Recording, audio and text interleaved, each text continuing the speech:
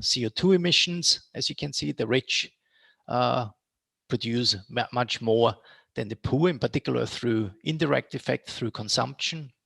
But the other one that I want to point out is this different spatial systems that contribute to pollution. It's very clear that in urban settings, the direct CO2 emissions are considerably lower than in semi-urban, so suburban or rural areas. And saying that, in part, it has to do, of course, with the housing structure, with the fact that people live in smaller spaces, that they do not need a car, but can rely on public transport and things like that. So in part, and it has to do with the very particular kinds of housing policy after the Second World War in Austria, where subsidies in the countryside went into subsidizing loans for privately built accommodation, while in Vienna they were moving into publicly provided flats, which of course means less space for people, but it also means less pollution for people. So just another way of sort of, I don't have very direct ones whether publicly funded flats have better or lower emission standards, but simply the fact that people live in flats, and that they're often provided through the municipality or the state means that their carbon footprint is going to be lower than if they own private housings. And this Andreas Nowe always says, everybody has the need to swim or to exercise, but the question is how you provide this capability, and you can do it in a socially and environmentally friendly way if you provide public pools, but you cannot sustain the earth if everybody has a private swimming pool. So again, there clearly are very important environmental benefits of pushing this foundational economy, as you also said in your talk. Now, the next is just a series of questions, and Jakob is then, when he speaks, is going to answer all of them. Fortunately, no. But I thought it's also a way of getting a discussion started. The first one is, how do you convince people that access to foundational services or the foundational economy is more important than monetary transfers? And I'm thinking here about redistribution from the CO2 tax. There's a big discussion at the moment. My guess also in the UK is the argument that any sort of CO2 taxes have to be income neutral. But how do you do that? And the next step is immediately, how do you distribute money? How do you give money back into the pockets? Which seems to be a silly thing to do, because that just generates, again, CO2 through consumption. How can you convince them that actually it would be much better to put it into sustainable transport, better housing, and things like that? No? So how do you get away from this? How do you can you convince people to move away from this dependence, or this thinking that somehow money income is better than income that they get through the foundational economy? The second question is, you mentioned lots of those kinds of proofs of principle are very local, but the question is, how do you scale it up? No?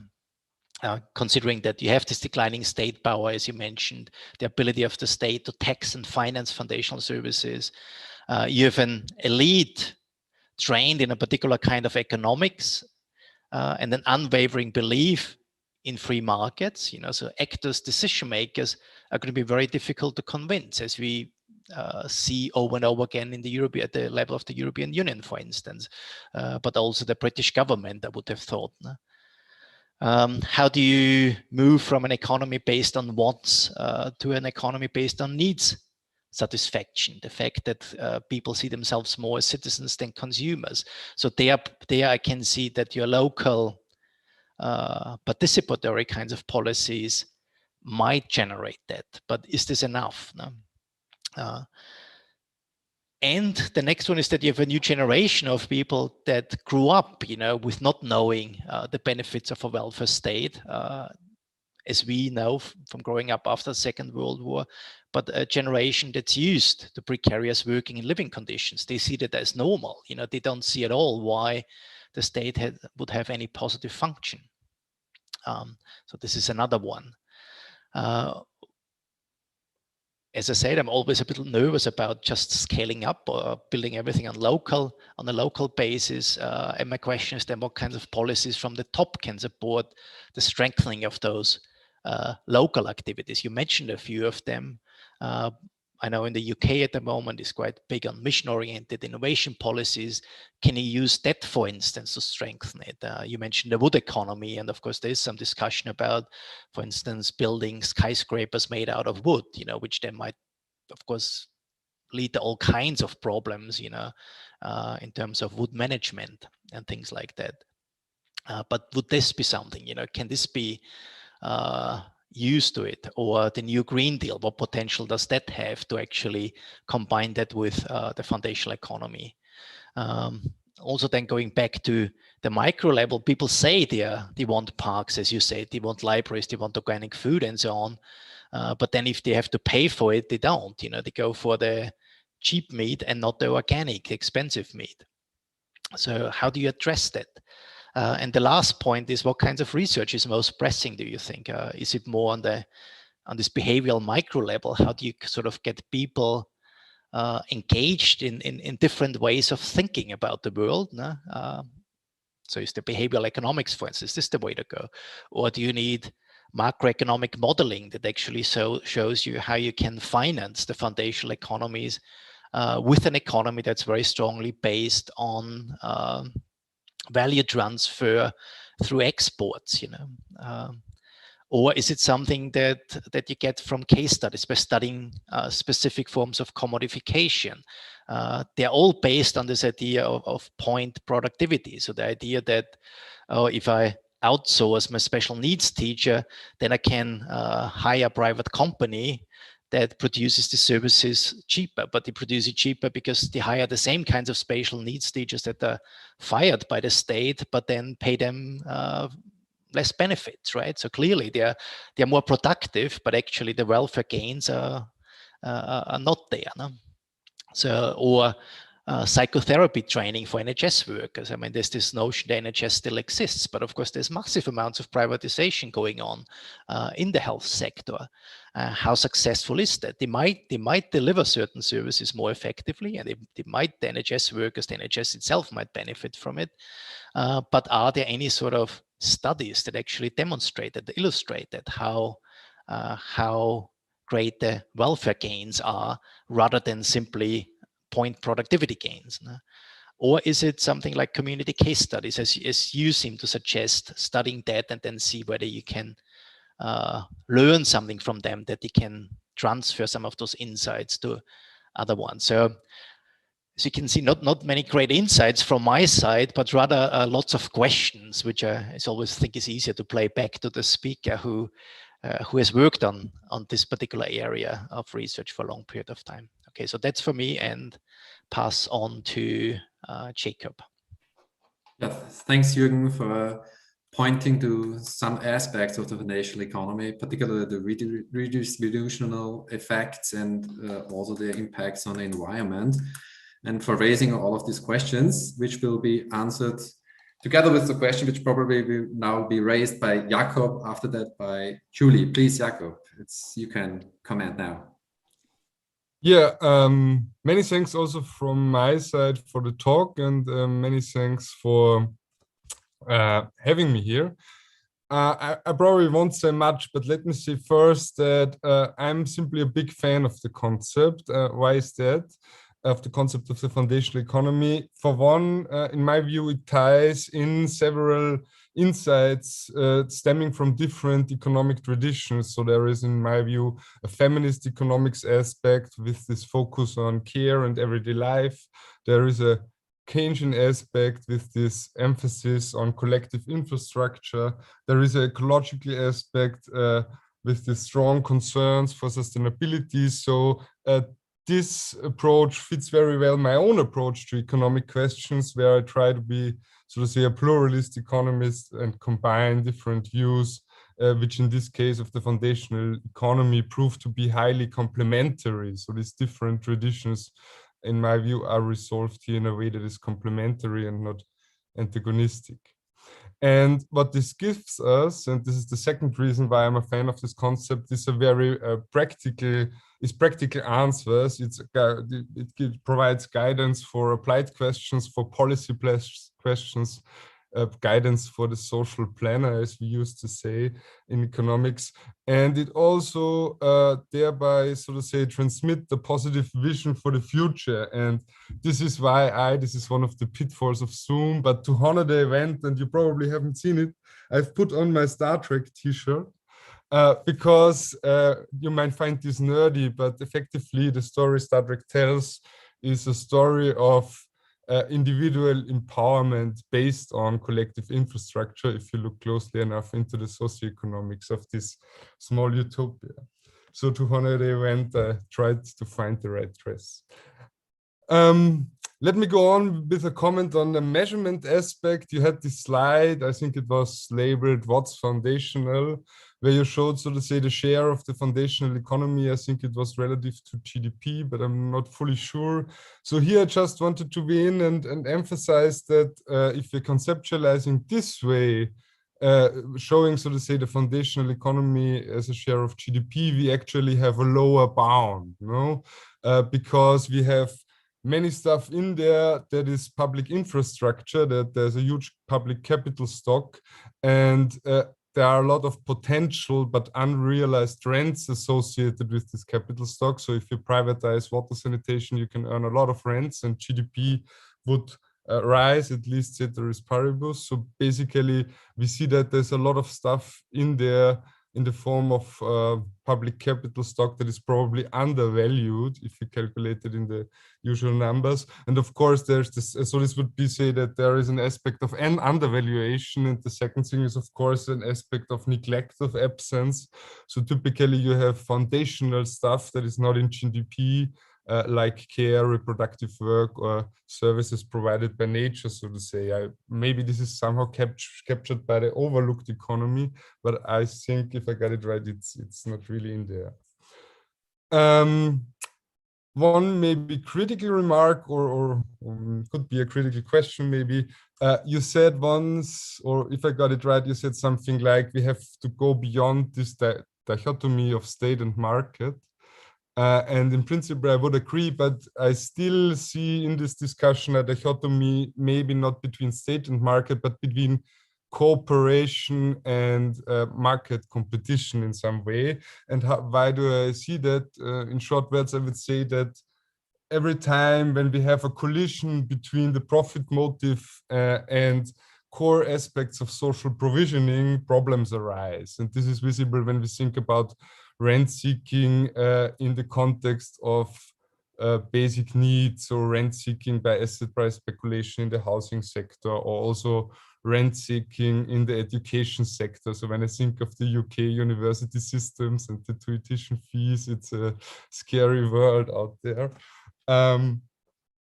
And so I think when we can often observe that when, so to say, basic needs or very fundamental needs are subjected to too much profit seeking, rent seeking, we can observe that social problems arise or increased inequalities emerge or something like that. I also have two questions at the end, but I'm a bit reluctant to ask them because I saw we also have some smart questions in the Q&A, and Jürgen has already asked a lot, but just the two maybe for short. One question would be, in my view, you focused a lot on what we can do and a little less on how we get the money to do that. So my question would be how to finance this fairly. I wanted to emphasize that the tax systems that we currently have in Europe, for example, are not really progressive as such, not very strongly. This was the green line in Jürgen's chart. It was the flattest line, purely the effect of the tax system. So poor and rich pay roughly the same share of income. And so a question is how to finance that in a fairer and more equitable way. And my second question would maybe be more philosophical. So can the concept of the foundational economy abstain from somehow defining or theorizing on the distinction between needs and wants? and how does it relate to its conception of welfare? So I think the calculation you showed, so the money that is left after, so to say, covering foundational aspects, the distinction between the deindustrialized area and London, was a very a good inspiration for reflection, but still basically the final measure you show, one could say provocatively, is the money that is left for wants.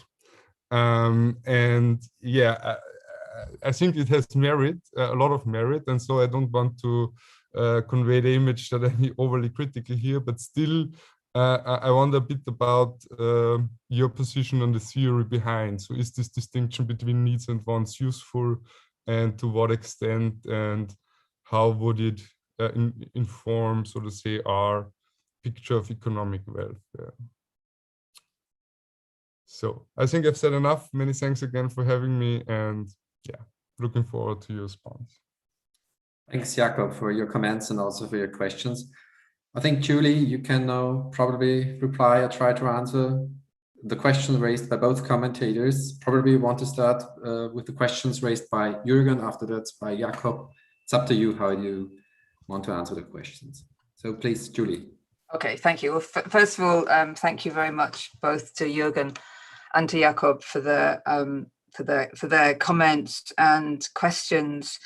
And I think they both raised really interesting questions, some of which I'll try to answer, some of which I'll try to avoid, and you can see whether you can catch the ones that I'm trying to avoid. But the comments were very helpful. I think Jürgen's the data you showed about redistribution, I think, was very interesting in trying to also combine, financial redistribution with trying to bring the carbon footprint in as well. I think it's very hard for us to think about all of these things at once, but we have to. And if we simply look at the financial dimension, then forget the carbon footprint, then maybe we don't seize the opportunity as effectively as we could. So I think that raises interesting questions about what should we be trying to do? As you say, should we be trying to redistribute money to make our economies fairer in a financial sense, or should we be taking more control of the collective infrastructure? Because if you can deliver more good quality services to citizens, that's a good way to redistribute welfare. And the question then is, well, how do we convince people that this is a good thing to do? And that connects, I think, with the later question that Jürgen makes, which is, how do you convince people who haven't experienced perhaps a well-functioning welfare state or public infrastructure that this is something that's valuable? If you haven't had it, you maybe don't feel that you've lost something. And this also connects with some of the points made by Jakob afterwards about tax. So maybe I'll try and deal with some of those things together, because I think some of those questions come back to issues around what's the kind of the leadership role for politics in kind of making a case for things like higher tax or better services, and how do we deal with the fact that citizens are very diverse. So if we ask people what they want, people will say different things. Again, needs and wants. We all have different views about what we need. Some people now, at the end of a pandemic, say they need to get in an aeroplane and fly to a hot country and lie on the beach. Other people would say that's not a need. And it's very difficult to, in some senses, you're in a difficult territory of making moralistic judgments about some things which maybe are important to people. But so I think some of these are quite complex problems. But I think one thing we can think about is this question about how do we have more constructive conversations about what's important, whether it's the services or conversations about the tax system. I think Jakob is quite right that I didn't talk about how do we pay for this, because that's maybe another 45 minutes. But I think all of these things are really important questions, and we have to put all the pieces together. So a lot of these come down to some of the questions about participation. So how do we find out what it is that people want, how do we try to bring enough of that, find a commonality, because as individuals we'll have different preferences, but how do we find some commonality in all of this, and how do we I guess in a way trust citizens to make complicated decisions. And I think there are interesting things going on. In the last couple of months I was acting as an expert on a citizens assembly, which is one of the reasons I'm kind of interested in this as a mechanism, and that was one about climate change. And it was very interesting to get to listen to people talking about how they view those trade-offs, and these are low income people thinking about what's important to them. And I think in a way people lower income households actually put more weight in some senses on some of the non-monetary things. You know, the importance of kind of family and community links are very, very important, and people value what's available locally. You know, the local infrastructure is more important in some ways than things which are a long way away, and more more sophisticated, more exciting, because those things are not part of people's day-to-day life. So I think there is something here that I think we can find ways of understanding what's important through mechanisms like citizens' assemblies or juries, and getting people understanding how a range of different people view those trade-offs. And I think there is a basis for kind of political movement through using imaginative ways of talking to people and getting them to see how they might want to resolve the question. Because I think that there's we're often told by politicians people don't want people don't want a welfare state, people want to choose things for themselves. But I'm not sure, in a way, that maybe if you ask a lot of people, perhaps they do value some of these things. So that's perhaps not a very complete answer, but I think there's something there. I think the question about scaling up and the role of the central state, I think, again, these are really important questions, but I think that they're connected, because I think we have to think about government providing sort of enabling and leadership. So governments can't necessarily do everything. In some cases they don't want to, in some cases they don't know how to. But I think this learning process is important, because governments need to be able to look at things that are going on at the local level and be prepared to value what's being created, and then to act. So I think the mission kind of idea is quite an interesting one. If you applied the mission principle to something like the greening of housing, you know, missions are generally applied to more exciting technologies, but you could apply missions to something like resolving the problems around care, or, you know, caring for people with disabilities, or around the problem about decarbonising housing. These are kind of really essential problems. And I think you could apply that mission approach to those big infrastructure problems and incorporate some of this kind of learning. So, sponsoring experiments and being prepared to look at them and learn and scale up. So I think there are things there that can be done. But I think it does require us to have, good politicians, which maybe that is the sticking point.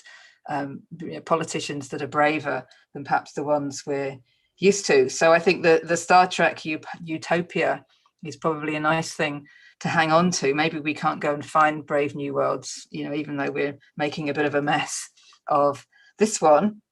But I think there are things that we can do. State versus market, yes. I think I'd agree with you mostly. I think the profit motive is very damaging in the foundational economy on the whole. But I think that there's also a problem that where you have, particularly smaller businesses, it's quite difficult to replace those. It's easy to take to act against large corporations. It may be more difficult to act against large networks of small businesses, which are probably less damaging in terms of profit motives. I'm thinking here about care providers, quite often those are small family-run businesses who quite often do quite a good job. They're not earning very high profits. They're very different from big private equity companies. So I'd be very, very happy to evict private equity and big finance from some of these things. Smaller businesses, I think, are perhaps a little bit different. So I think to come back to the question about tax, I think this is really a big challenge for sort of people on the left and social democracy, because in theory we would say make tax systems more progressive, but that's a big challenge. There are things we can do. Wealth taxes, I think, is an important area. Land value taxes. I mean, wealth is the big thing that isn't being taxed, which should be taxed.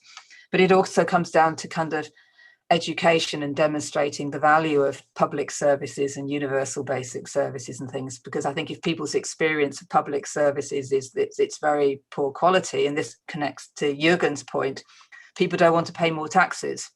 If people think, well, I pay more taxes and the services are terrible, no one wants to pay more taxes. So we have to find a way of that sort of demonstration effect of taking people to other places where it works and saying, hang on, if you paid high taxes and we do it properly, you can have this, you can have the public pool, you can have the bus service that's reliable. I think that's how do we get there? So I'm not going to have an answer, but I think there are things we could do. Oh, thank you, Julie, for answering all these really important questions which were raised by Jakob and Jürgen. I think now it's time also to look at the F&A section, the Q&A section.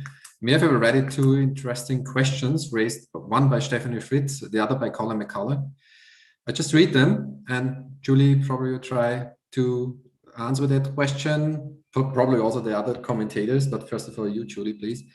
So the first question is addressing a governance aspect of foundational economy, which is the experiment aspect. I have the impression from various discussions that people are looking for clear answers and instructions. Often they cannot imagine a different way of living or shaping our society and want a very structured, safe, and predefined way forward. So my question would be, what can be done to get people to be more open-minded so that these experiments and learning experiences can be possible? Can you probably react to that, Julie, please? Yeah, it's a really excellent question. Thank you, Stephanie. I think it's really important, and I think from some of the studies I've seen that one of the, again, it comes back to sort of, I didn't answer the question about whether I'd rather have research on macro or micro or behavioural or other things. I want them all, of course, but I think it comes back to kind of questions around the sort of more behavioural aspects. And I think one of the things that seems to be quite interesting is that telling people things doesn't work as well as showing people things. So I think if you want to change people's mindsets, and this could be citizens, it could be politicians, I think we have to show people things. Because telling them things maybe is we can shout and shout, but I think if we can find ways of showing people different ways that things work, and also giving people opportunities to participate in things. So one of the experiments I mentioned very briefly in Wales is this project in a sort of former coal and steel area of South Wales. People live in valleys, and above the valleys is very beautiful mountains and forest. And most people, they say, we never look up. We don't look at the forest. And so there's an experiment going on to try to say, well, actually, this forest is literally next to your town. You never go there. You're not connected to it. Why don't we think about managing the forest by the community? So people have lived their whole life there and never been in the forest and never thought that the forest could be part of their lives. But as part of this, people are starting to imagine, what would it be like if we managed this forest? We've got somewhere for children to go and play. We've got somewhere where we can, learn about nature. Maybe over time, we've got, we can start, green businesses using the wood. And in a sense, I think you have to think about demonstration and engagement. I think that would be my suggestions, but I'm sure we can have other ideas. Probably Jürgen or Jakob, do you want to add something to this question of experiments, how to bring people to make experiments and to make them more open-minded? This was the question raised before. Do you have some ideas, some comments add to that question? Okay. Okay. We have another question, which is addressing the question of basic income. And it's the question, is universal or guaranteed basic income a help or a hindrance in rebuilding foundational economy? Does it merely prop up the financialized privatist model of provision of foundational needs? Yeah, Julie. Okay, I'm sure everybody has an opinion on this one. I think basic income is at one level a kind of very attractive idea if the income levels are set high enough. Because if you don't have high enough income levels, it's not proper basic income. It's problematic for all the well-rehearsed reasons around, it kind of facilitates digital capitalism getting on and doing everything they're doing. And so I think there's all kinds of concerns. I think that my foundational economy way of thinking about basic income is that you can give people money, but that doesn't necessarily buy them good services and good quality of life. So I think you're not going to achieve the benefits you could get of basic income unless you can sort out the provision and the quality of services. So you give people more money, but there's no green space, there's no bus service.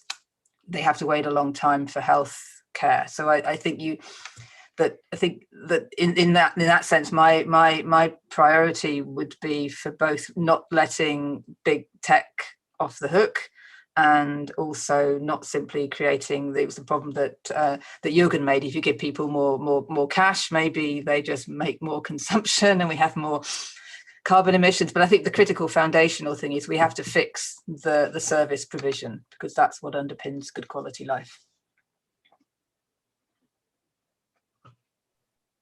Thank you, Julie. Jakob wants to add something to that question. Yeah, I think it's an important question, and I would completely agree with what Julie said. I think one aspect that we should keep in mind is that in spirit, universal basic income and foundational economy are, so to say, seem related, or are maybe related, because they have a notion of empowerment. But still, we have to keep in mind that, so to say, universal basic income would incur huge costs. And then there arise distributional problems. So most proposals I know that have done their math, that have done their respective calculations, would suggest some scale back of public infrastructure and of current social security and social provisioning systems. So I think on the level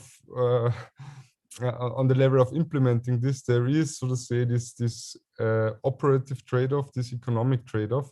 And here I think a key advantage of the foundational economy approach is that it does not rely on a lump sum payment, because in some way a lump sum payment, so a payment which is the same amount for everybody, assumes that everybody has the same needs. And this is not true. This is not even true for one person over the course of his or her lifetime. So to me, so say one advantage, if you want to compare these ideas of the foundational economy approach, is that it's much more flexible with regard to the actual contemporary needs of the people.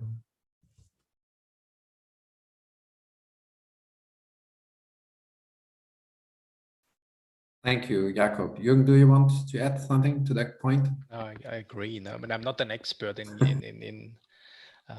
that, but from the logic, that you just laid out, I would have said, yeah, you go for universal basic services and foundational services first. There might be, of course, obviously you don't want to completely prescribe what people are allowed to do and what they are not allowed to do. So, but in general, the universal basic services have to be there first. And if they're there in a particular quality, then sure, and then people have jobs, then they can do something else as well, but I don't think that income should replace this universal basic services. And if it takes away from that, if it means you have lower tax revenues, then you don't have it. No. Yes, thank you. Julie, do you want to reply to that or something? Tell more about the basic income or the experiment question? No, I think, I mean, the other thing I'd add is that, you know, that alongside the emphasis on services, you still need things like labour market regulation and other things, because part of the problem, part of the push for basic income is low wage, precarious work. So in a sense, I think that the improving services and, you know, making labour markets work better for workers is you know, is a combination, and wealth taxes and lots of other things as well. Okay, thank you. We have no further question at the moment in the Q&A section. So I'm the facilitator, but I just want to raise one question, probably, and which is addressing the question of governance, because I'm also in my research addressing the question of urban governance in my work. And my question is, how are governance structures, local governance structures, structures of the local state, hindering the fostering of the foundational economy? Are there kind of structures or processes within governance structures which are hindering the establishment and the strengthening of the foundational economy? Probably can tell something about your example from Wales. How is the governance is dealing with the question of foundational economy? What does it mean for the restructuring, probably, of structures and processes of the local state? Probably, can you say something about that? Okay, thank you. Thank you for your question, Alexander. I think in Wales, one of the problems is that the local state is subject to so much austerity. They've had so much you know, reduction in financial resources that they're struggling to do a lot of things. In a sense, a lot of the state is really narrowing down on the minimum statutory requirements around education and care, with limited capacity to think creatively. So I think there's a kind of big structural problem that you've had a loss of expertise and a loss of capacity.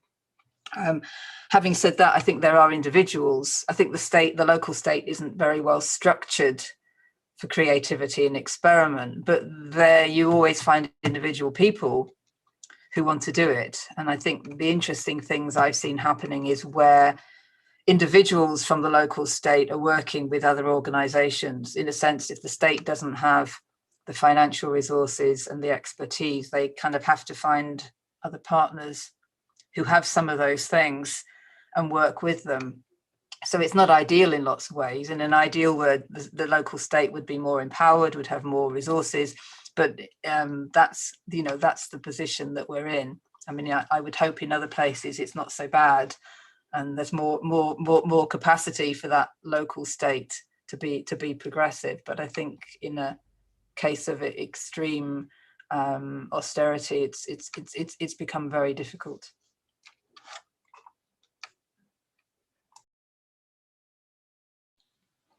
I'm going to probably ask Alexander about that. You know, I assume you're going to talk, you have Vienna in mind when you talked about those structures, no?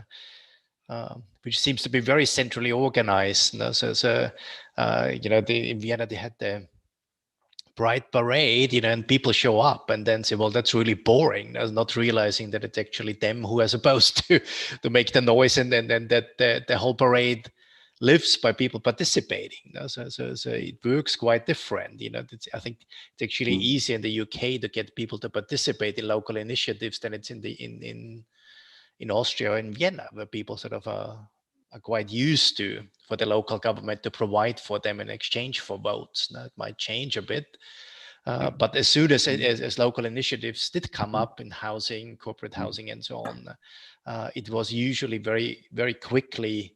If it seemed to have worked, if it was popular, it was usually quite quickly absorbed into the broader party politics and the party regime. So I'm not sure whether Alexander was thinking about that when he was thinking about governance structures. So it's probably exactly the opposite when you have in the UK. You have a local state that has some funds, that does actually do quite a lot, and that seems to be in part doing quite a good job in providing local services, but you actually do have very little coming from the bottom up. It seems to me. Now, it might be the wrong impression. Yeah, thanks for explanation. And I think we can go over to the final statements, and because we have no further questions at the moment, and probably you can make some final comments, final statements, Julie, Jakob, and Jürgen. That would be fine in order to finish this event, because there's no other question at the moment. Do you want to start with final statement, Julie? Probably. Okay. So thank you very much. I think that final question, I think, really reinforced to me the value of kind of comparative studies, because I think that, your discussion about Vienna, where you have a local state that's quite powerful, quite well resourced, but maybe a less creative sort of bottom civil society is potentially quite interesting. So I think that from my point of view, I think that this has been very interesting to kind of think about some of those issues. And I think a validation of collaborative and comparative work, I think, where we have a lot where we can learn from each other. So that's my final statement.